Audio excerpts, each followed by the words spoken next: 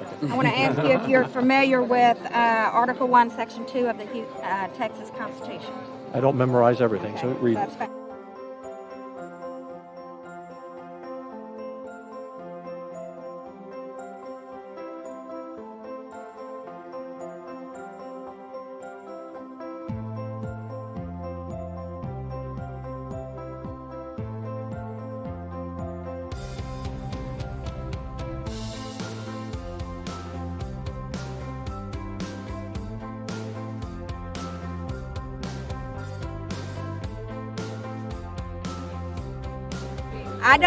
I'm not asking you if you believe in independence right now or should we leave.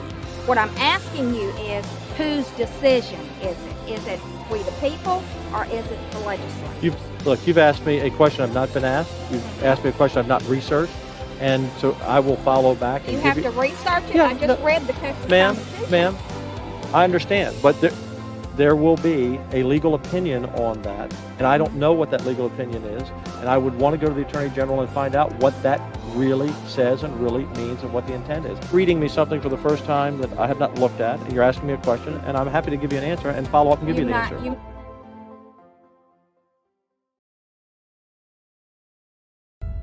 Many of us are waking up to the fact that the values of those in Washington, D.C. are not our values. It is under siege by a Democrat president who refuses to do his constitutional duty to secure the border of the United States. Then I think we take NASA, we take the military, we take the oil. Here in Texas, we esteem those principles of Thomas Jefferson, that all political power is inherent in the people. Texans are sick and tired of being governed by 180,000 pages of federal laws, rules, and regulations. And I've dedicated the last 15 years of my life to make sure that we don't have to do this anymore. It is for all of these reasons and more that tonight I am officially announcing that I will be running as a Republican candidate to become the next Lieutenant Governor of the great state of Texas.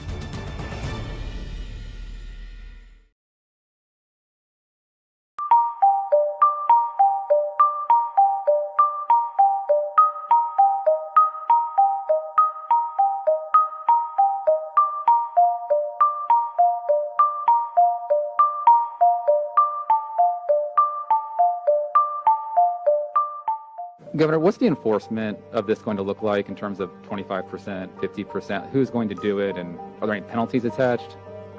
I missed the last part of the question. Are there any penalties attached to this? I mean, just mostly who's going to be doing the enforcing here? Right. Well, so for all of these executive orders, before now and now, there's several levels of enforcement. For one, there's the enforcement of up to a $1,000 fine and 180 days in jail. But the more primary enforcement would be either the local level or the regulatory level. And so for a lot of these businesses, they have an authorization to conduct business in the state of Texas. And if they violate the law, which this is now the law, they're subject to losing their license to have an open business.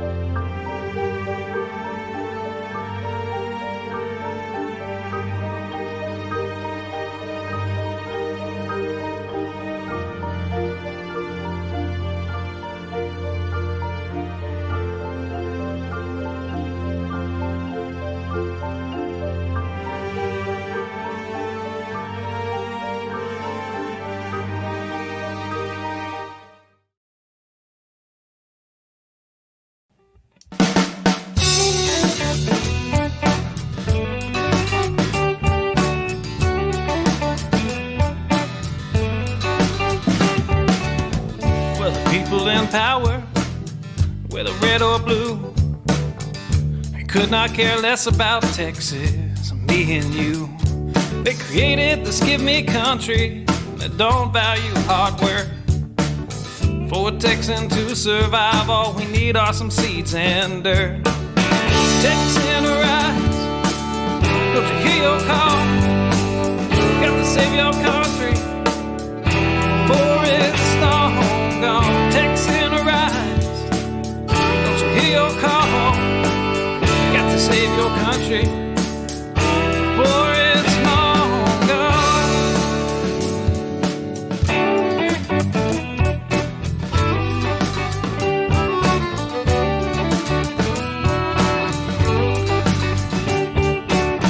We believe in family and we value our community. Gladly lend a helping hand to a neighbor in need. And we don't believe that government should provide for all of society's needs. No, it's the pride of a Texan to give to others voluntarily. Texan, rise, don't you hear your call? Gotta save your country, for it's long gone. Texan, rise, don't you hear your call?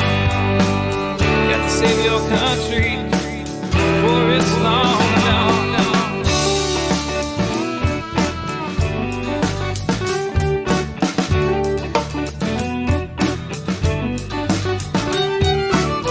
They like our tax dollars and they love our natural resources. They don't want to see us driving trucks, they'd rather see us riding horses. And now they want to ban our guns, you know, especially the ones that look scary. But may I remind you of the Gonzales Cannon and the Alamo heroes we buried.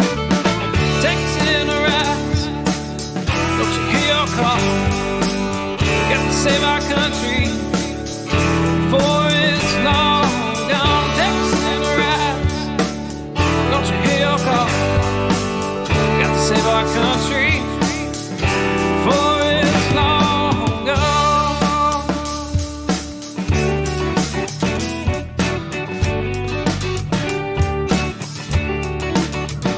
This last verse is straight from the Texas Constitution, Article 1, Section 1 and 2. Look it up.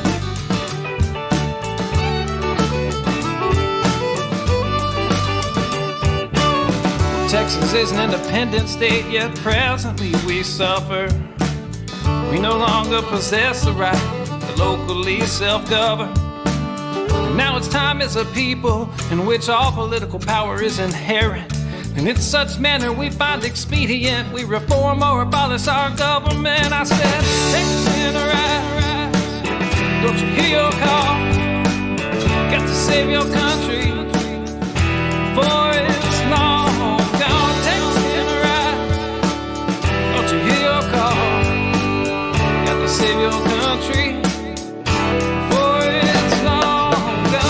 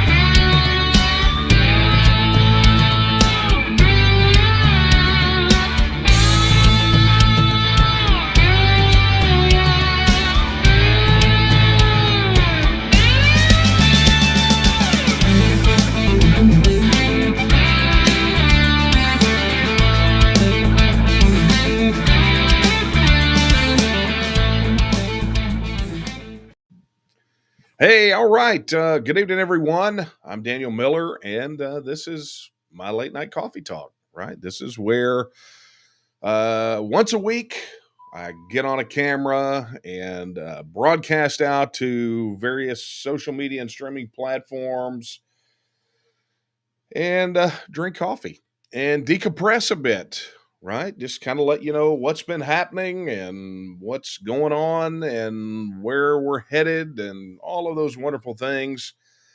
And it's funny. I got asked again. So for those of you who have never seen this, the genesis of this was really me uh, needing to kind of decompress. Right? If you haven't figured it out yet, if you don't know what I do, I work a lot,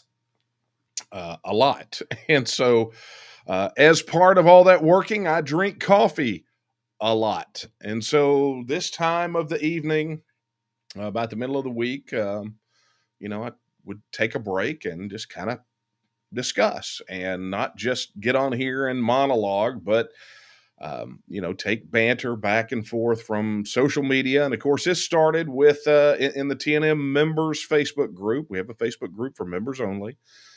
And then it spilled over as more and more people wanted to participate. So if you haven't, again, figured it out yet, you are a pivotal part of this weekly decompress for me. And that leads me into the first bit of business that we need to take care of, which is number one. If you are watching on YouTube, whether it's the TNM YouTube or my YouTube channel, be sure to like, subscribe, and hit that notification bell.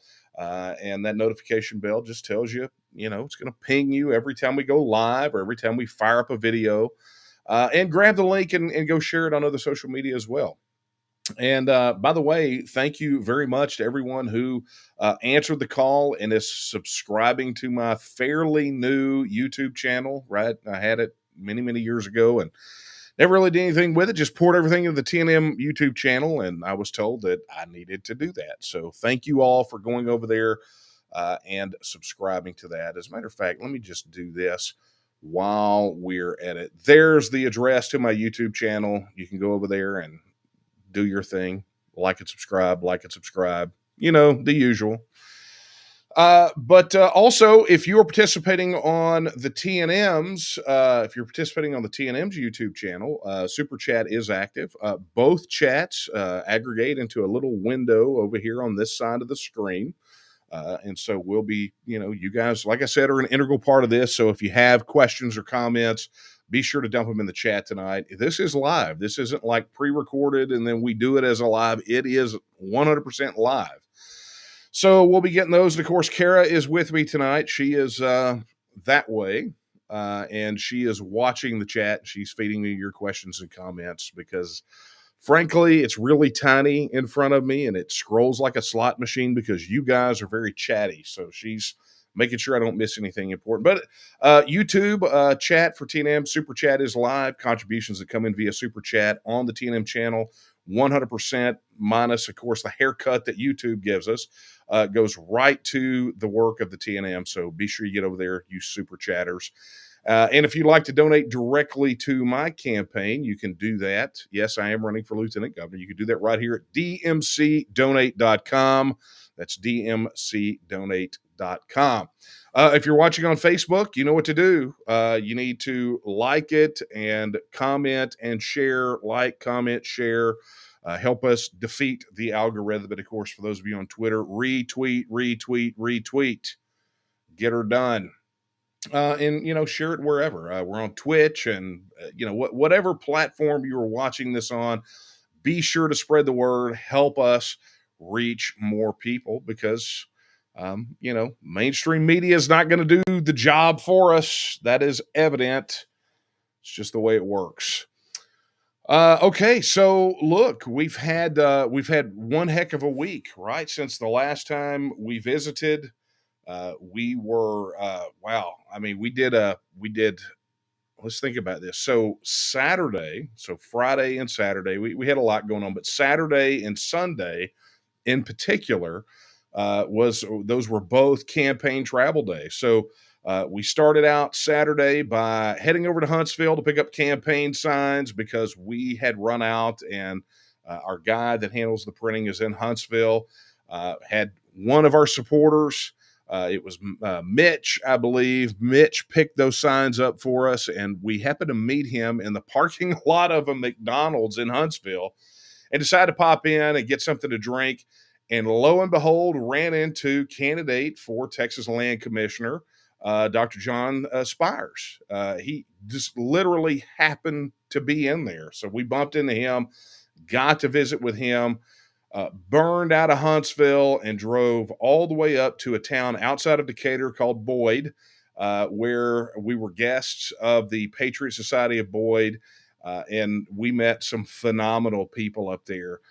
Amy and Monica and Carrie through a candidate forum.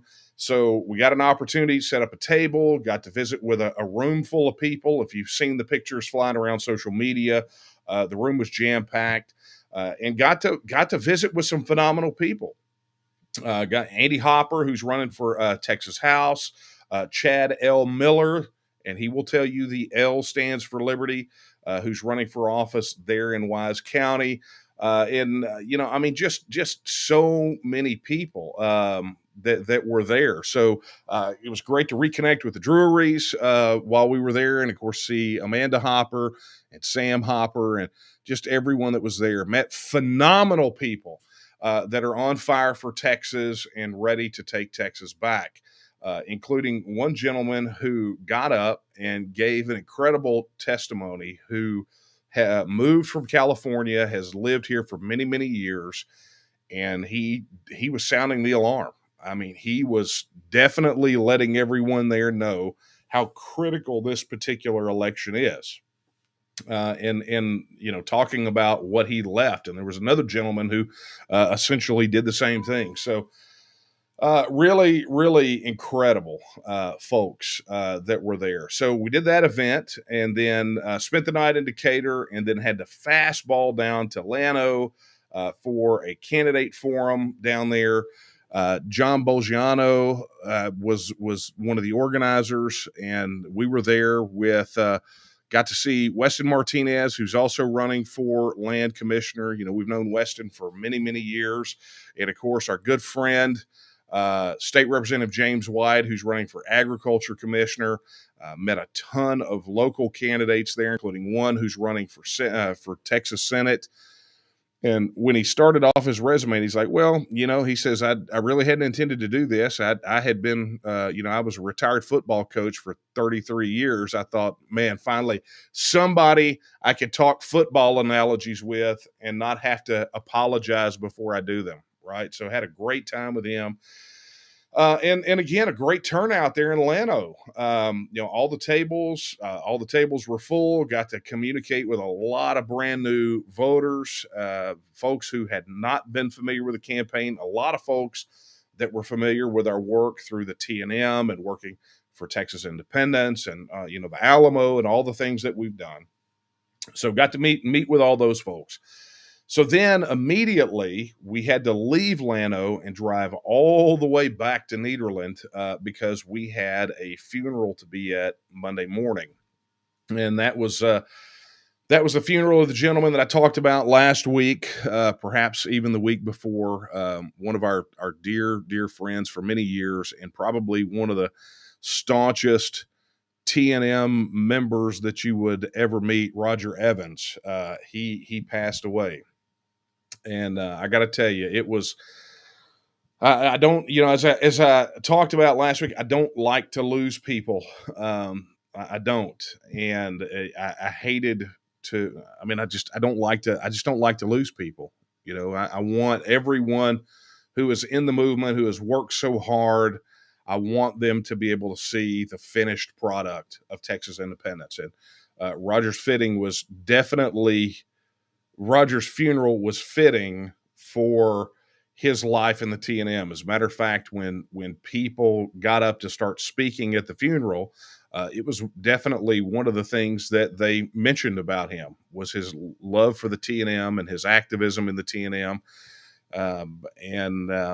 It was a sad moment, but I will tell you, it was great to see the number of people that his passion turned on to what we're doing and why we're doing it. And I say this a lot, that sometimes the best message you can give about the TNM or Texas independence is yourself, right? If you're walking the walk, that's sometimes the best argument you can make for anyone. Yeah. So it was definitely a sad moment, but he's going to be missed. I can't say too much more about that, other than the fact that I hope that we can honor him with our actions and get this done and get it done quickly. That being said, it was, beyond that, it was standard campaign and work and independence and everything else. I mean, it's been pretty crazy. Whether it's some of the interesting attacks that have come from other people that are running for office, or whatever, who are pretending to run for office, or the news that broke that Rick Perry has entered the Texas governor's race, but probably not the Rick Perry that you're thinking about. Apparently, someone with the name Rick Perry filed on the last day of filing on the 13th, and the establishment are losing their minds over it because they know that it's going to draw votes away from Greg Abbott. So, chuckles all the way around. Interesting news broke today. The highest court in Texas, Texas actually has two high courts. We have a Supreme Court, we have a Court of Criminal Appeals, but the court handed the Attorney General Ken Paxton a loss over provisions related to the prosecution of election fraud, and essentially said that election fraud must be prosecuted by the district attorney. And so Paxton's response, he tweeted about it, is now he said that, now the determination as to whether or not election fraud gets prosecuted is going to be left up to a bunch of Soros-funded district attorneys. Well, that reminded me of something. The fact that in the campaign, in the TNM, as a legislative priority, and for many, many years, we have advocated for a prohibition against out-of-state campaign funds flowing into Texas-only races, right? For example, the one Paxton cited, there was a bunch of Soros-linked money that was being funneled into local races for district attorneys some years back.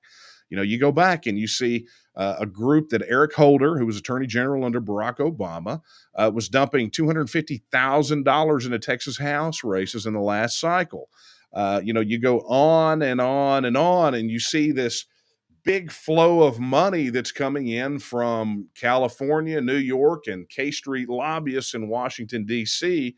into the campaign coffers, into races that make absolutely no sense, at least on the surface, and at least not then, right? Obviously, Holder's money to the Texas House, they're still trying to figure this blue wave thing out, and they figure throwing more money at the problem is going to do it. But the fact of the matter is when Soros was playing in local DA races, now you understand why. And now you understand why a prohibition against out-of-state campaign contributions is a must. It's not a ban on out-of-state campaign contributions is not really a campaign finance issue. It's a sovereignty issue, right? So think about it this way.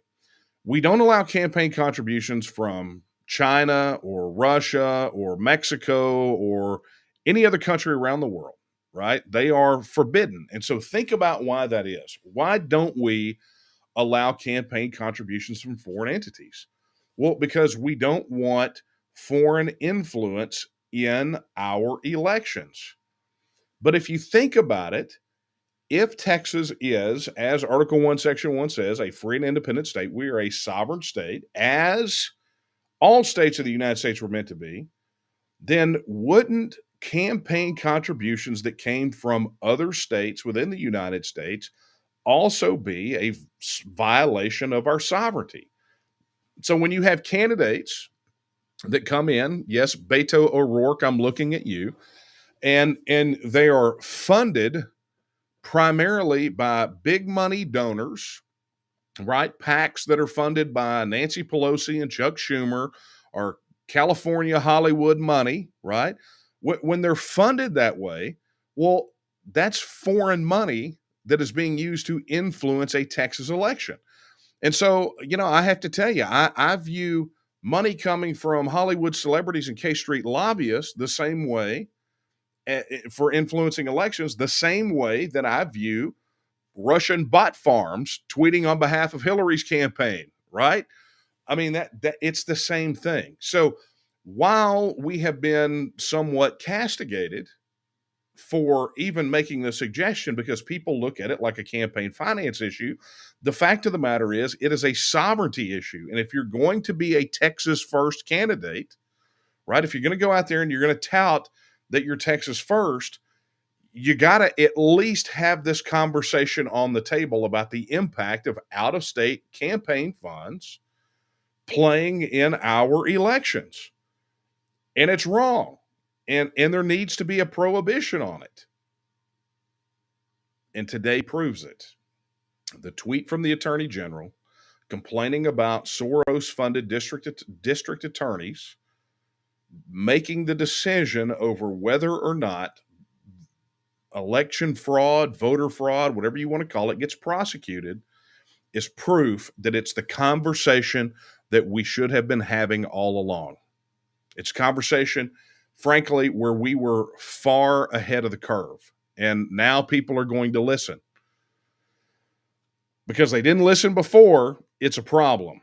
But if they'd listened before, it would not be a problem right now. We wouldn't be having this conversation. But I'll tell you the other thing that it does too, right? When you look at candidates that we think of are as people who are not acting in the best interest of Texas, right? Guys like George P. Bush or Dan Patrick or Greg Abbott, look and see how much money flows into their campaign coffers from outside of Texas, right? You think about, just take an insurgent candidate, right? Let's just take one of these House races, okay?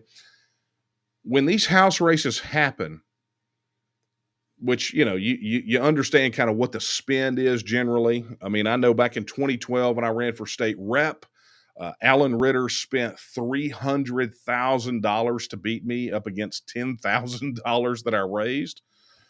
But if you look at that type of money that flows into those coffers, see how much of it is actually coming from out of state. How much is flowing in from PACs out of state? And so what you find out is that these incumbents, because they sell out, wind up with an unfair advantage because now they are a conduit for influences outside of Texas to come in and get done whatever it is that they want to get done.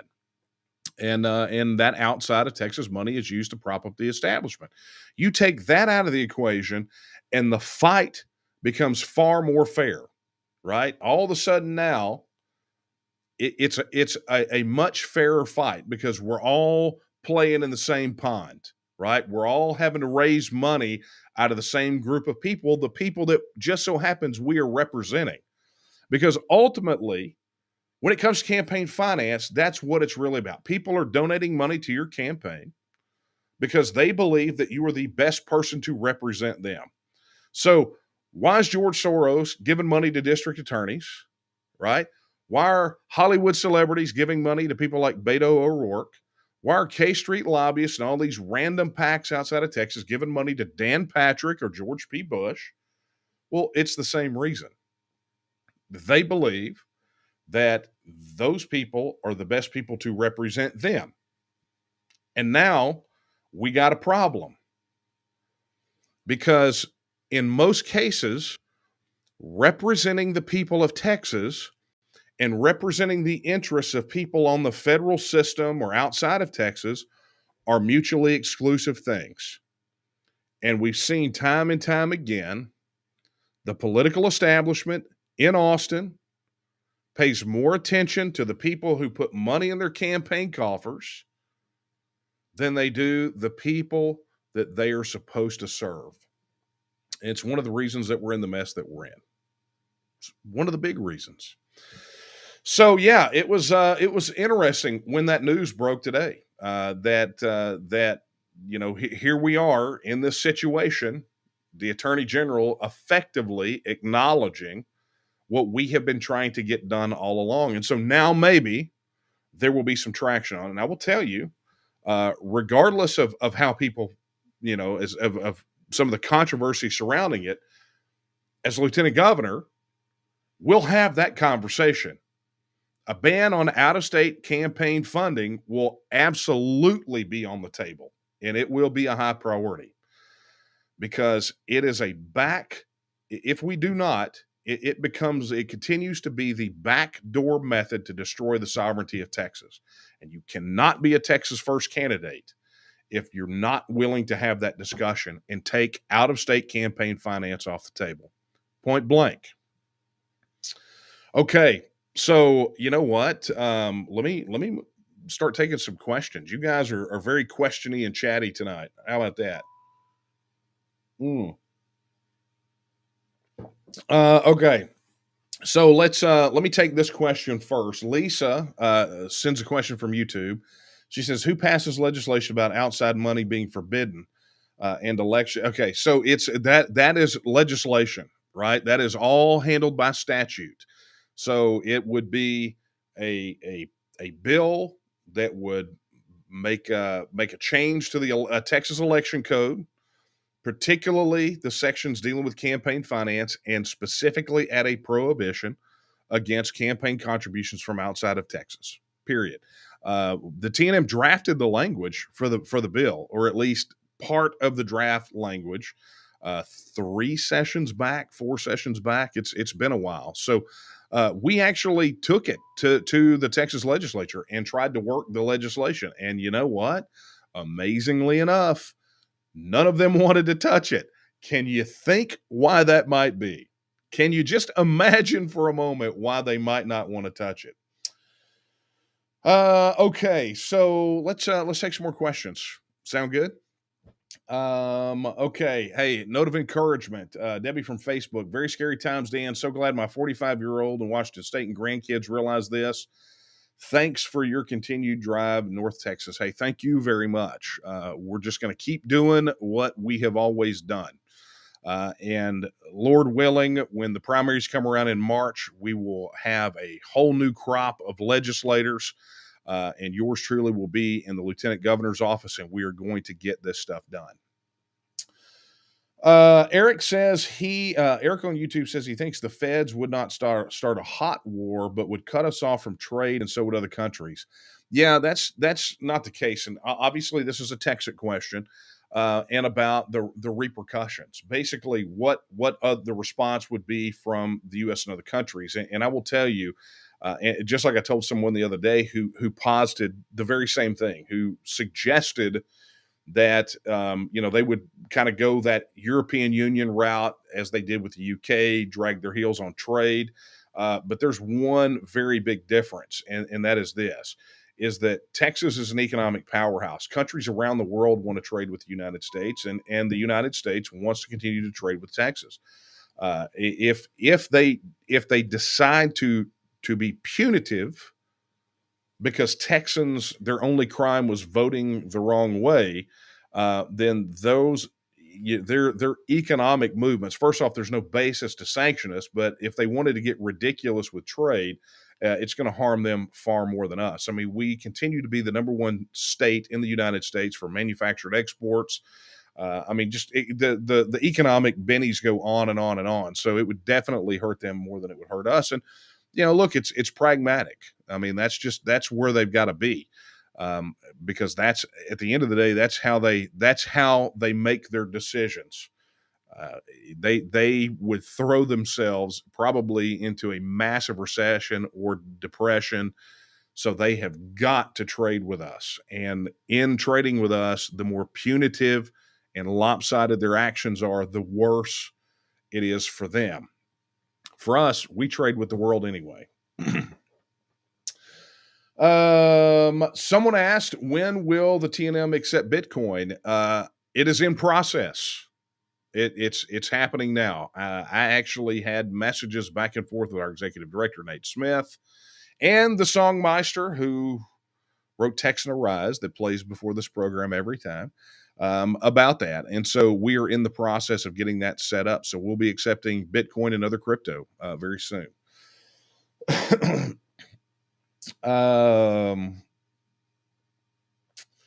Okay. My Lawn Guy. That's a great name. My Lawn Guy.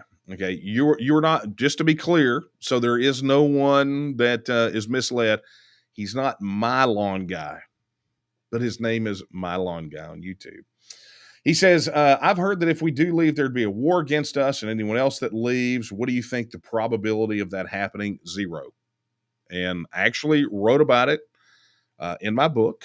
It's actually on the website at texitnow.org. Oh, hang on. I probably should have done this. I wrote about it in my book, the one that I've got to, I have to sign all these, right? That's why they're here on my desk. But if you go to texitnow.org, that's actually one of the answered questions. And we walk through all the scenarios, why it's highly unlikely, why it's improbable for it to happen. I say the probability is 0. There's always a possibility, right? But I mean, it would take such a bizarre set of circumstances. But again, for us, what that means is that we have to do everything right, which means legislation for a vote, a free, fair vote, post open debate on the issue, and a fair election, right, where the votes are tallied and people participate and all those things. So, that we have to follow through a lawful process so that we're doing everything the right way. Hey, Viva, thank you for your super chat. I appreciate that. Okay.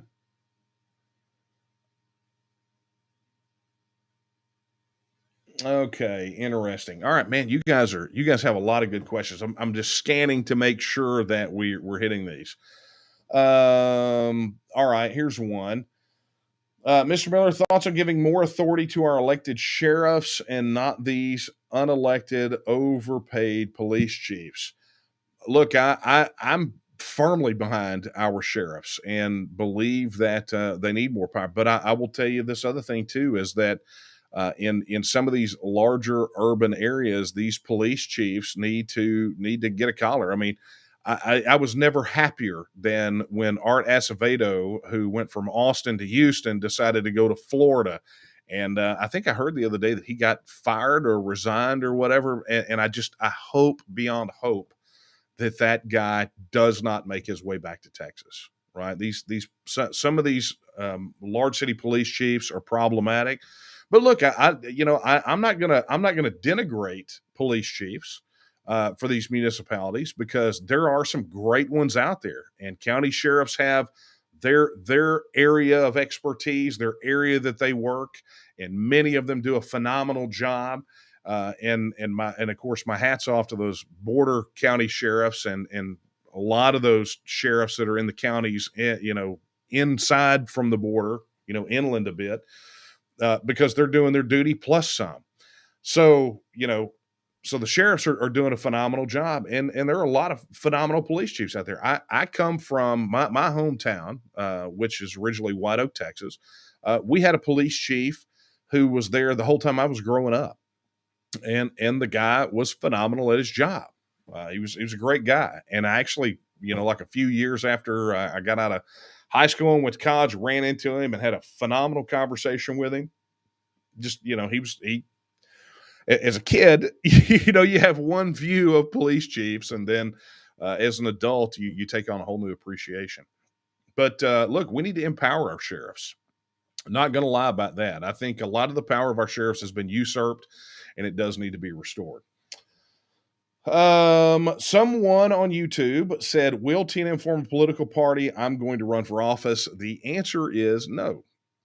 And the reason that the TNM is not forming a political party has actually been talked about at length for many, many years. And I will tell you that the pressure for the TNM forming a political party typically came after, when UKIP came in third in the general election in the UK, when Brexit Party got a bunch of MEPs elected to the European Parliament.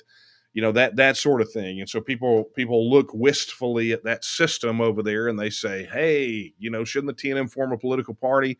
And I have to tell you, while there is a lot of symmetry between Texas and kind of what UKIP was, and then the Brexit Party and things of that nature.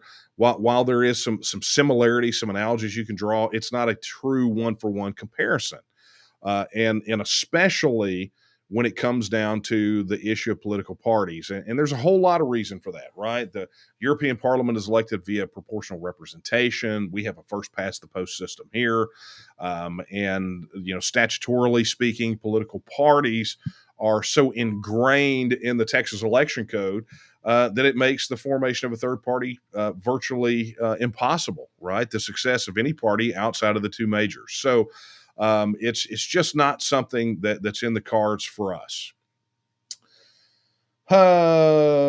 Let's see. So Matt on YouTube says, why can't we start our own currency and banking system? Okay, great question. We are sort of there. Okay, now I talk about it in the book where the state actually charters banks. There are actually, I think, 2 banks that are state banks that are chartered in the Texas Comptroller's office, right? So the Texas Comptroller has that. So we already have the foundation, and I can thank State Representative James White for finding that out.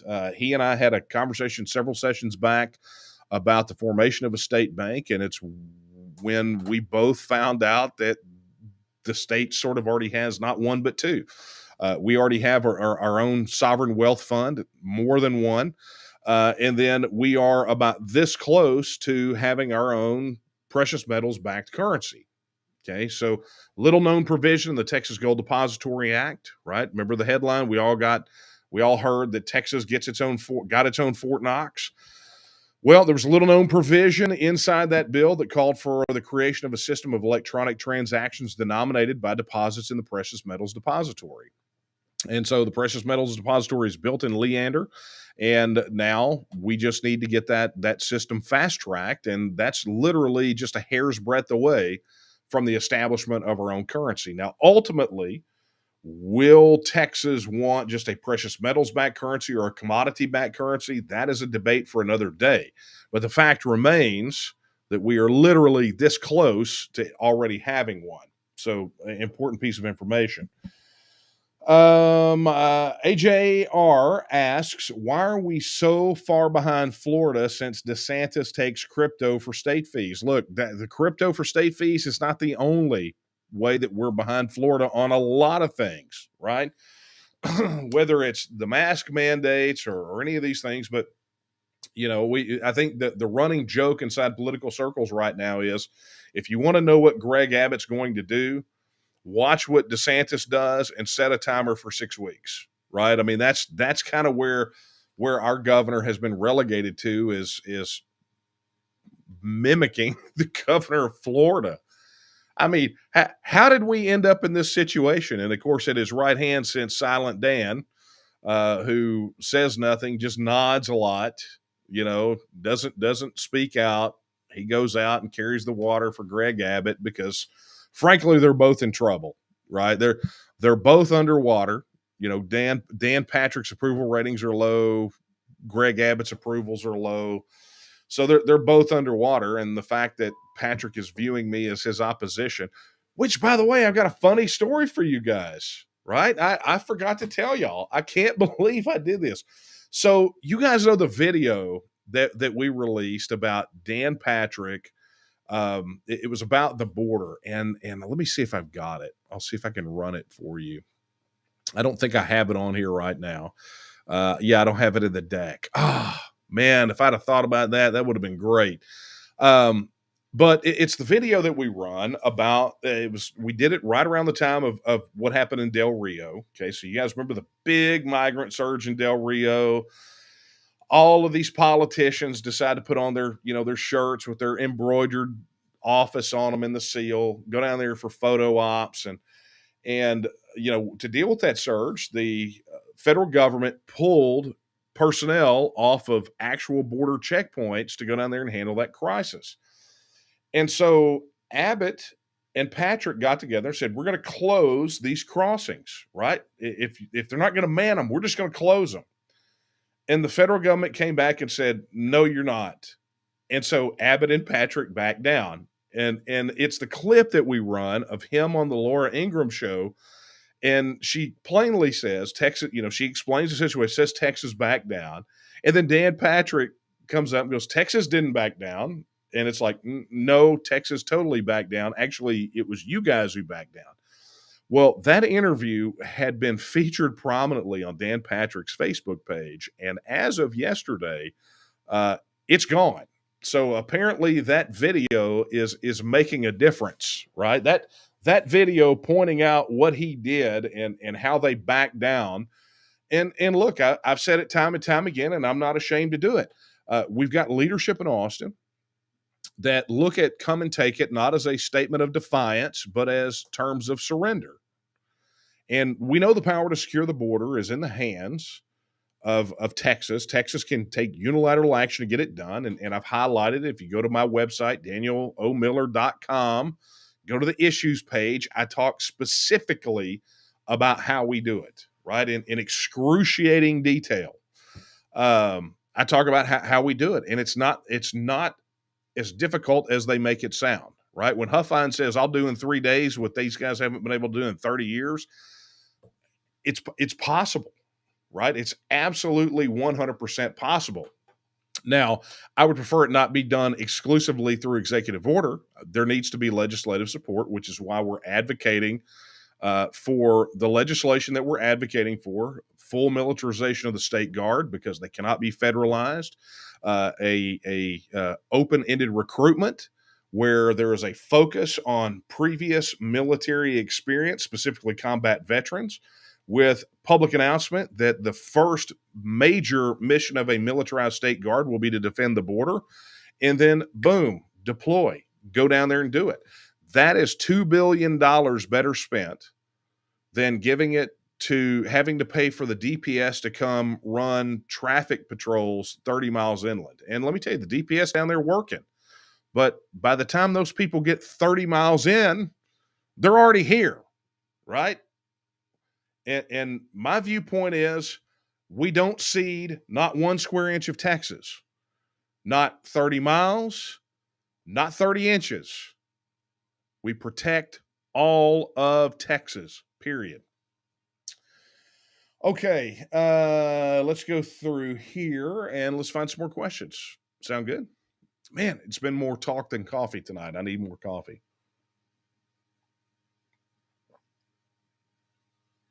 Patrick wants to know about removing the word nationalist from the name Texas Nationalist Movement. Look, we've covered that ad nauseum. I actually wrote about it in my first book, Line in the Sand. That's not going to change. Matter of fact, we have a specific video on our YouTube channel, right? So if you're watching on the TNM's YouTube channel that deals specifically with that name and how we won't be explaining it away, why it is a perfect description for who we are and what we're about. And frankly, I don't understand. I don't believe that the taboo on that word exists, especially now when people have over the last many, many years come to understand that nationalism is not a bad thing. It's a love for one's nation and an expression of independence for that nation. And it presupposes that Texas is a nation. So, so we'll get that done. So go check out that video. And if you have further questions or more discussion, feel free to send a message into the organization. Okay. Let's find a good one here. Man, you guys, yeah. Texas Wishes wants me to comment on parents being treated like terrorists when speaking at school board meetings. Look, you want to talk about something that I find utterly infuriating. It is this thing, right? But it goes back to, and for those of you who don't know, kind of what's going on. Parents are super engaged right now in how their children are being educated. I blame a lot of that on these virtual schooling, right? Because for the first time, parents got a firsthand view of what their children were being taught and the manner in which they were being taught. And so rightfully, they had questions. So whether it's curriculum, things like the teaching of critical race theory, right? Or pornography in the schools, right? These pornographic materials that are made available in the libraries, or these ridiculous mask mandates, right? Parents are rightfully concerned about how their children are being educated. And guess what? It's our right to be so, right? If we send our kids to school, any school, right? I don't care if it's a public school or private school or a Christian school or, whatever kind of school, parents have every right to question anything and everything that they want, period. Okay? Because parents are the primary stakeholders in their children's education. Now, what's happened is that these neo-Marxists and progressives, now that they have been exposed to the light of day and what they're doing, and parents are riled up about it, they went and they complained to the federal government. Oh no, these parents are coming to these school board meetings and they're being super vocal about this. And what happened? The Biden administration, Merrick Garland, and the Department of Justice decided to spin up, at the request of the National Association of School Boards, to essentially, they spin up an investigation that essentially treated these parents who were outraged, who went to speak at school board meetings, to treat them like domestic terrorists. And it happened right here in Texas. We have literally had parents dragged out of school board meetings for simply asking questions during a citizen question time and stating speaking their opinion on certain things. There was a situation where parents did that at a school board meeting and then were arrested from their homes later because of a charge from the school district, right? So who do these people serve? Well, I'll tell you the root of this. It is an ideology that was echoed by the current Secretary of Education on the federal side, who clearly said that parents are not the primary stakeholders in their children's education. What that means is they believe that your children belong to them, right? Because if you've had a neo-Marxist takeover of the federal government and the federal government can claim that your children belong to them, once they control the next generation, they control the future. And so they've turned these schools into indoctrination facilities, and parents who are rightfully speaking up, who are concerned about how their children are being taught and what they're being taught, those parents are being treated like criminals. And it's wrong, right? It's 100% wrong. And the fact of the matter is that if we had any backbone in the leadership in Austin, in the legislature, they would criminalize the activity of some of these educators and administrators and school board members in their attempts to disenfranchise parents from the education of their children. They would criminalize it.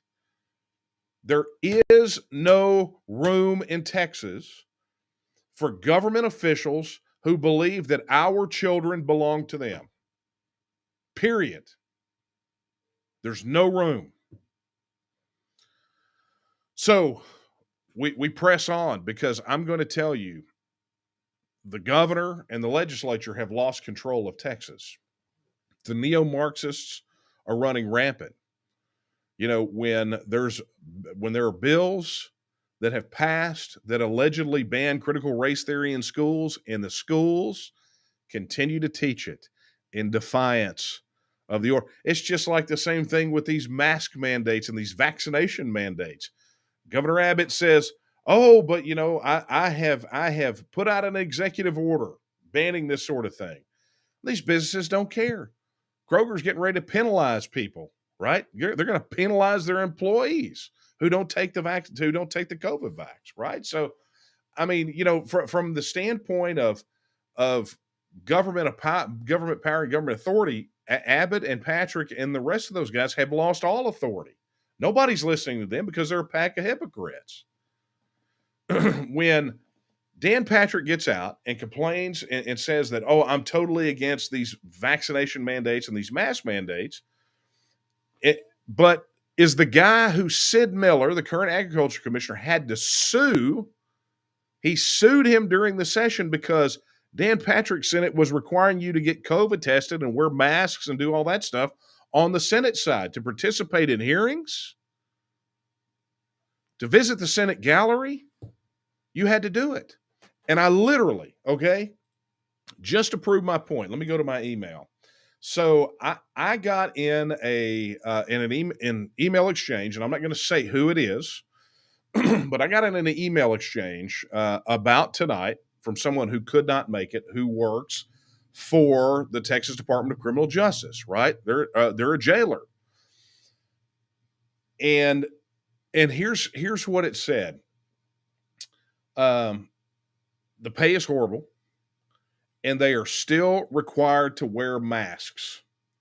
Says we were supposed to be getting a check for hazard pay, a one-time check, and our assistant warden told us we wouldn't see any of that money.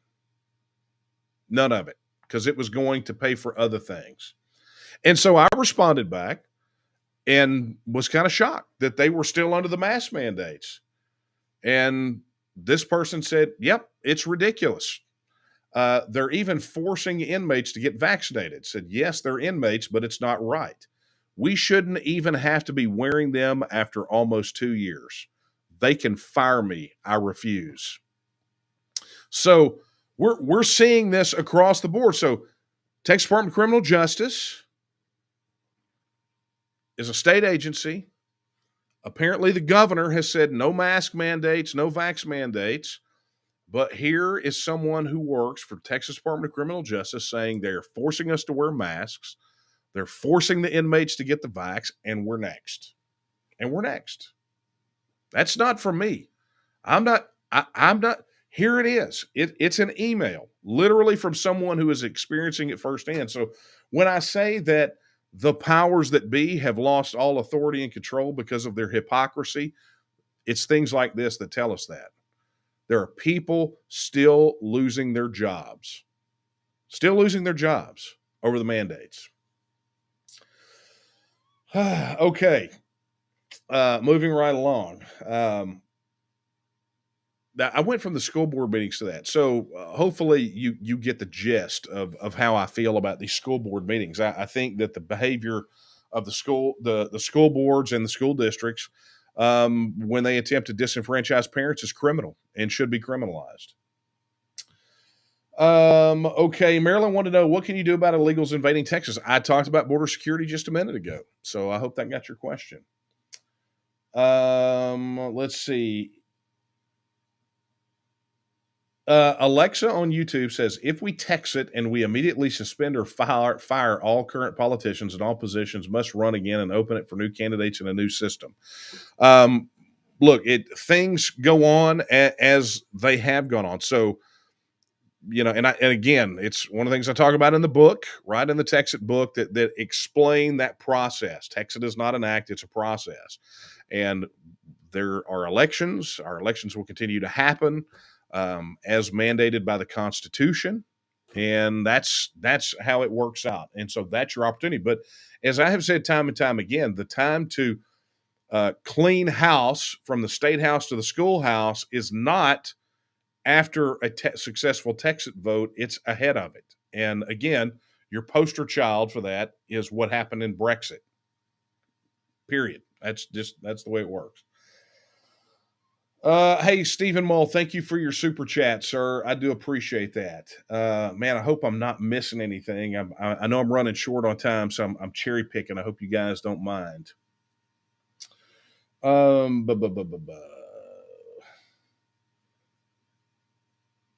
Okay, so someone said, do you believe that the people of a state can secede for whatever reason they see fit, or do they need to demonstrate that their constitutional rights have been violated?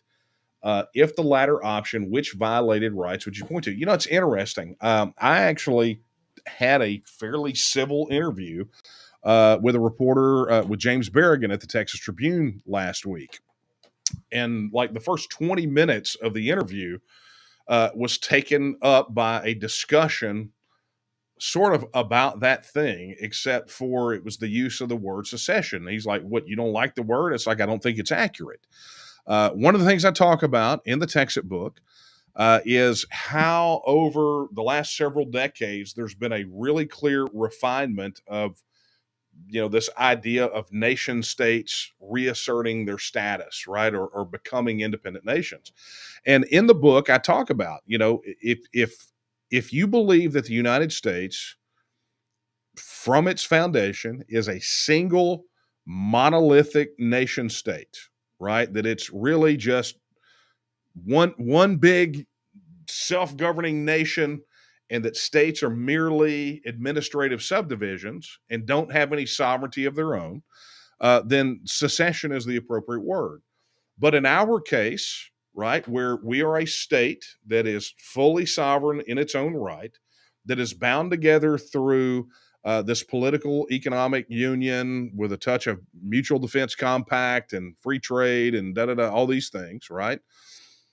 And the state is still a sovereign entity, then technically it's not secession. Technically, what it is withdrawing membership from that body, right? So we're withdrawing membership, but that's a mouthful, right? So one of the reasons we talk about Texit, because that's essentially what it is. So in those terms, right, if we understand the union to be this collection of sovereign, self-governing entities that have delegated certain sovereignty to a federal system that has a very limited scope, aka what's in the Constitution, then if you take that as the definition, then what you wind up with, you come to the conclusion that because withdrawing from the Union is not forbidden in Article 1, Section 10 of the Texas Constitution, it is then reserved to the states and the people under the 10th Amendment to the U.S. Constitution. So you have to go look at the state constitution or state law to determine whether or not they have codified that right in some way. Now, we're lucky here in Texas. Article 1, Section 2 reserves the right to alter, reform, or abolish our government to the people as an inalienable right. Nevada, not so lucky, because the Constitution of the state of Nevada has an explicit prohibition against withdrawing from the Union. So if Nevada wanted to do what we are doing, then they would actually have to go amend their state constitution to even begin that process, right? So that is really it. So there is some difference between those two terms and what those terms mean, and so therefore, I think the question becomes not one of whether or not certain rights have to be violated to withdraw. I don't think that that's really part of the process, but it is part of the consideration. And I think it's part of the consideration that every state should have, right? As every state has this conversation, the question they should be asking themselves is simple. If my state were currently a self-governing independent nation state in every respect of the word, would we vote to join the Union? And if you wouldn't vote to join, then why would you ever vote to stay? And I think that factors into it. Some states are going to have a little more grievance than others. Texas, our grievances are pretty doggone high. Now, we're being governed by a Washington, D.C., a federal monstrosity that has a completely different worldview, right? They are making a fast track toward the Sovietization of North America, and Texans just want to be free, right? We just want to live free. We want to be independent. We want to be self-governing. We don't want to have our futures dictated by 2.5 million unelected bureaucrats or having a bunch of people in Congress that we didn't elect forcing policies on us that we don't want. We don't want to continue to overpay $103 to $160 billion annually into the federal system. We don't want it, right? Those are things that we don't want. Our border is porous. It's got more holes than a Democrat jobs plan, right? It's a national security issue, a public health issue, a public safety issue. It's a sovereignty issue. And because all of this wealth is being robbed, whether it's through, federal regulatory accumulation that compresses 2% of GDP annually, compounding, or that overpayment that we make, right? Whether it's that, it places an undue burden on Texans to have to come up with more money out of our pockets. And the fact of the matter is, I've talked about this in the lieutenant governor's race about the abolition of property taxes, right? How it is absolutely possible for us to expand the range of the sales tax, not increase it, but expand it, right? Change how we handle M&O. And then, of course, cut government spending. But the elephant in the room that no one else who talks about abolishing property taxes will talk about is this, is that if we were no longer a part of that federal system and being robbed of all those things, then we wouldn't have to cough up additional money out of our pockets in the form of property taxes, because that wealth would stay here and we would be a lot better off. It's the way it works. It's just math, folks. It's just math.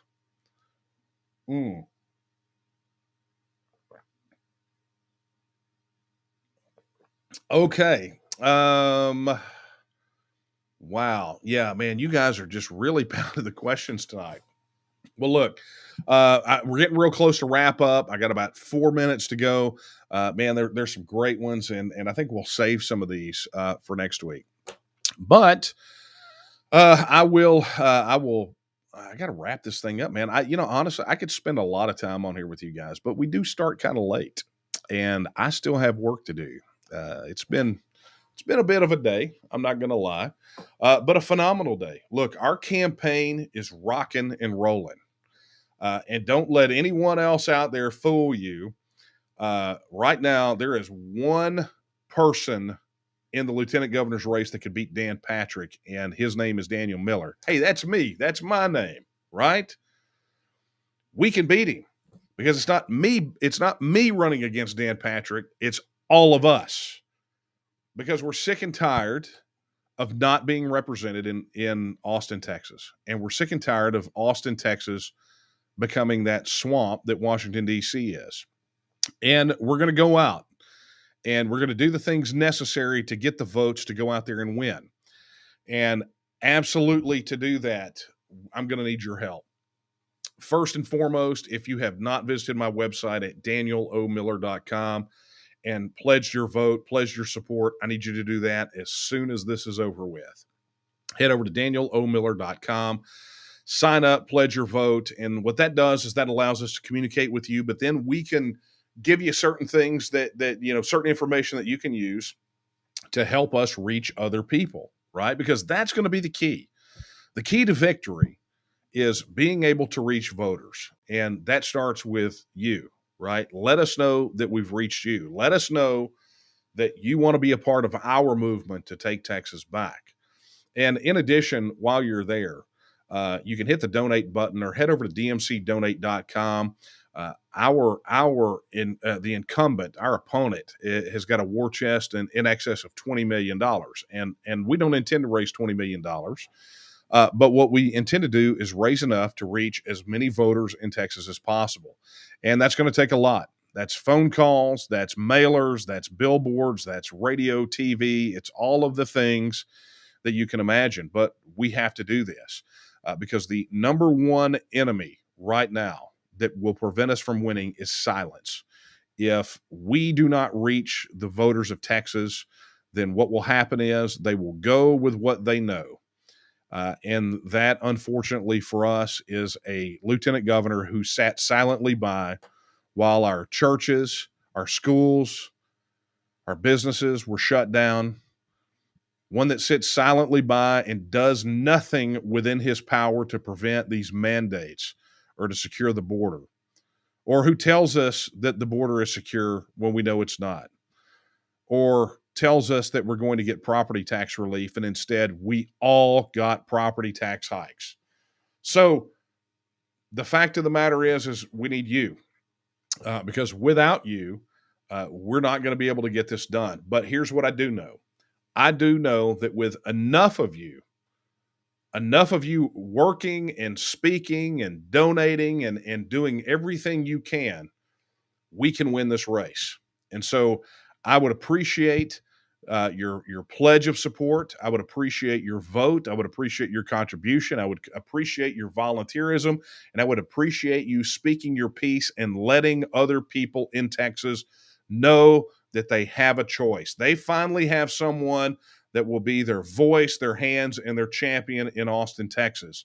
All they have to do is cast their vote come the spring. Okay. And of course, if you are posting on any social media, be sure to post with the hashtag DMC2022. That's DMC2022. And of course, somebody said, what does the C stand for? It stands for campaign, DMC2022. And then, of course, the associations start happening, like Run DMC, right? That's kind of cool. Don't think it's going to be the campaign theme, but it's still cool nonetheless, right? Hashtag DMC2022. Also, be sure to, while you're over at the website, head over and look at the events page. We got probably about 8 or 9 more invitations in today. So starting in the next several weeks, of course, we're in a dead run to early voting, right? I mean, it's just literally weeks away. We're going to be crisscrossing the state, so be sure that you are on our email list and come out and show your support anytime we're in the area. I will always be there. There will always be a TNM liaison there. And in addition, in any of these areas where we have some of our Take Texas Back candidates or our Texas First candidates, we will partner up. So, you're going to get to see a lot of us together speaking and firing it up and giving you a glimpse as to who your representatives could be if you help us get across the finish line. All right. Well, folks, that is my time tonight. I want to thank you for being here with me on my weekly decompress. And I have not forgotten the request last week. We still have got tons of videos to upload on our YouTube channel, some of the speeches from on the road. So we're going to get that done. It's just, many hands make light work, and we just need more hands. So, but we'll get it done, right? We'll get it done at some point. I will sleep when the coffee runs out. All right. That being said, folks, I'm going to leave you as I leave you every single solitary week with the thing that the political minds tell me that I should never do, and that is quote Sam Houston when he said that Texas will again lift its head and stand among the nations. My friends, I believe that time is now, and the question is, will you stand with her? Good night, everyone.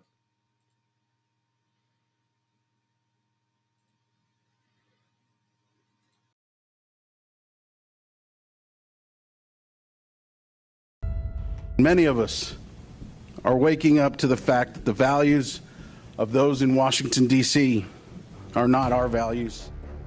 It is under siege by a Democrat president who refuses to do his constitutional duty to secure the border of the United States.